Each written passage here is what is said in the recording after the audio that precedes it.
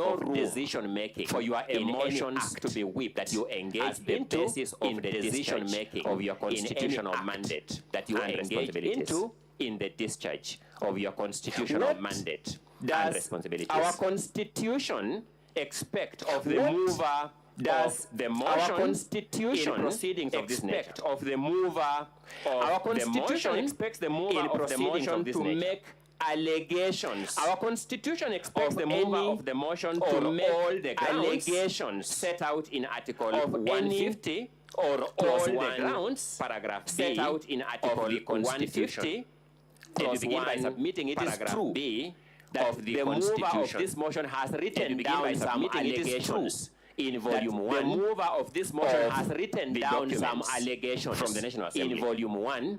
Secondly, of the the mover of the documents motion is from the National thereafter Assembly. expected to supply. Secondly, The mover of the motion evidence is of thereafter an expected to extraordinary supply wrongdoing, credible and evidence sufficient of proof an of the extraordinary allegations wrongdoing against the and Deputy President. sufficient proof Mr. of Speaker, the sir, allegations distinguished senators, against the Deputy we President. submit.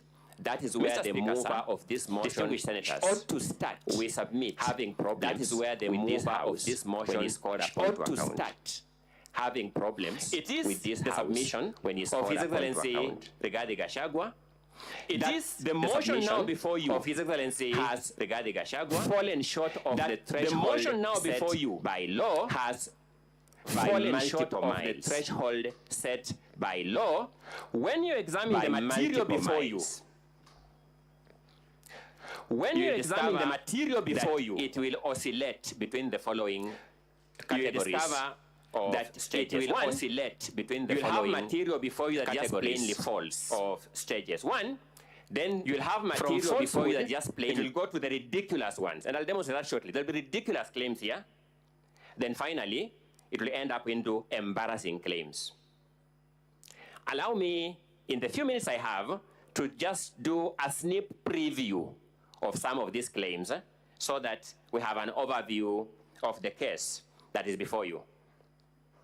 At paragraph 74B of the first volume, which is the impeachment motion, you'll find an allegation of this nature that His Excellency Rigathi Gachagua has influenced his family members, allies, associates, and proxies to take control of a local cooperative society in Madeira, which they are financially hemorrhaging.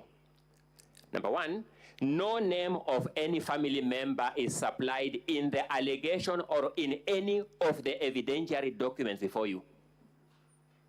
No name of any ally is supplied in the motion or in any of the documents before you. No name of any associate is supplied, even a false name, none, is supplied in the motion and in the documents before you. No name of any proxy is supplied in the motion or in any of the documents before you. The name of the alleged circle is not identified. You can imagine, Mr. Speaker, sir, distinguished senators, being called to defend yourself on a claim that you have taken over through your associates a circle that we don't know. Told, now come and defend yourself. I began by saying some of these claims are either ridiculous or embarrassing.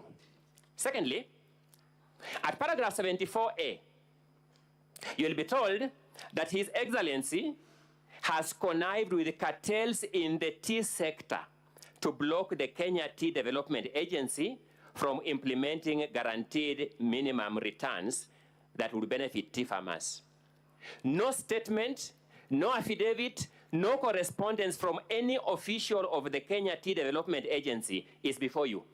No complaint to any agency, no complaint to this parliament by any official of the Kenya Tea Development Agency is before you. It's just a claim which the mover of this motion said before the National Assembly, and surprisingly, to those of us who have some residual faith in our institution, he told the National Assembly, just believe my word for what it is. And when we thought that was a joke, we got a joke lifted a notch higher. the National Assembly actually just believed his word for what it is. No evidence. Nothing in the affidavits before you addresses anything about the Kenya Tea Development Agency. Nothing in the 5 affidavits before you. Let's progress, good people. Paragraph 72 of the motion before you states that His Excellency has persistently undermined, demeaned, and committed insubordination instead of assisting the President. And let's face it, Mr. Speaker, sir, distinguished senators, if you accuse somebody of insubordination, the only person who can complain of being insubordinated is the supervisor. No statement from the President, no affidavit from the President, even no witness summons to the President has been sought here to call him to complain he has been insubordinated. The Deputy President, when he received this motion, wrote to the Secretary to the Cabinet requesting to be supplied by all assignments given to him by the President and any that he has not delivered. To date, as we stand here, we have not received a response to that letter.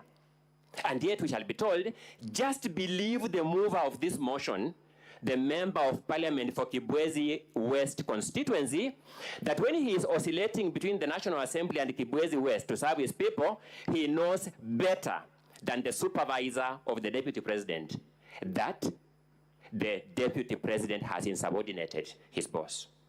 I began by observing they will move from the false through the ridiculous to the embarrassing, and these are the claims before you. At paragraph 64, paragraph A of the impeachment motion, you will be told that His Excellency, the Deputy President, said that he would present a petition for the removal of Justice Esther Maina from office, which he has not done to date. Mr. Speaker, sir, my eyes are normally problematic, so I will not know the time allocation. 15 minutes. Thank you so much, Mr. Speaker, sir. The claim is that His Excellency publicly said that he would present a petition for the removal of Justice Esther Maina from office, which he has not done to date. That's the complaint. Evidence is before you that there is a pending complaint by His Excellency, the Deputy President, before the Judicial Service Commission. So the mover of this motion first has perjured himself in his affidavit by saying that each of these facts are correct, when this fact is false, by evidence available. You will find that paragraph 34 of the motion before you, it says that His Excellency falsely threatened to file a petition for removal of Justice Esther Maina. How can the Deputy President be accused of falsely threatening when in fact he has filed the complaint? Where is the falsehood when there is a pending complaint? That complaint is before you in the Deputy President's documents for your own perusal. I began by saying they'll move from the false through the ridiculous to the embarrassing. At paragraph 78C, you'll be told that His Excellency routinely summons procurement officers in ministries and state institutions and instructs them to direct procurement of goods and services in a specific manner. No officer from any ministry will swear an affidavit claiming to have been summoned to award any procurement for any goods or any services in a particular manner. In fact, what you'll have before you is actually very ridiculous. You will be told that there was a tender for supply of mosquito nets that was cancelled in May 2023. Then a local company that was an agent of the supplier was following for the return of its bid bond in July, 2 months after the cancellation of the tender. How can you influence a tender that was cancelled 2 months ago? I told you it will move from the false through the ridiculous to the embarrassing. Now, the more interesting one is at paragraph 78A.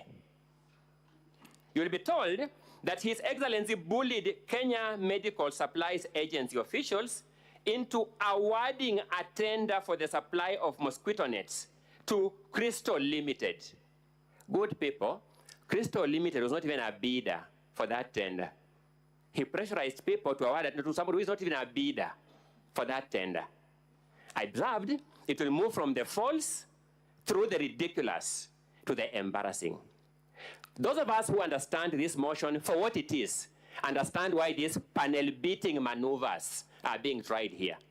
The motion as presented and approved by the National Assembly will remain in our constitutional history as the most embarrassing motion ever approved by a House of Parliament in the Commonwealth. We respectfully submit. You'll be told at paragraph 58 that His Excellency is reasonably suspected to be the principal beneficiary of what are called dubious transactions by Lusona Events Limited. You will then go to the allegations on Lusona Events Limited, and you want to see those transactions, how are they terminating to the deputy president? You'll not come across any connection. They'll just say, a director of this company withdrew some money from his own company. The deputy president is a director. None of his family members are director. That person withdrew money from his company, bought a motor vehicle in his own name. The mover will say, I'm therefore drawing a reasonable conclusion that the deputy president is the beneficiary of this. Good people, the word reasonable has meaning known to law.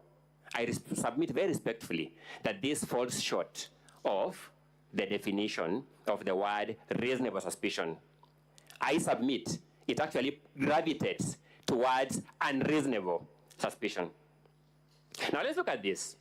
You'll be told that His Excellency has acquired 40 acres of land in Kakuret, Kamburaini, in Nyeri. Evidence before you will show that this is land that the deputy president, in fact, bought from a current member of the National Assembly. So he knows that member. In 2015, before he even joined state office as a member of parliament, you are told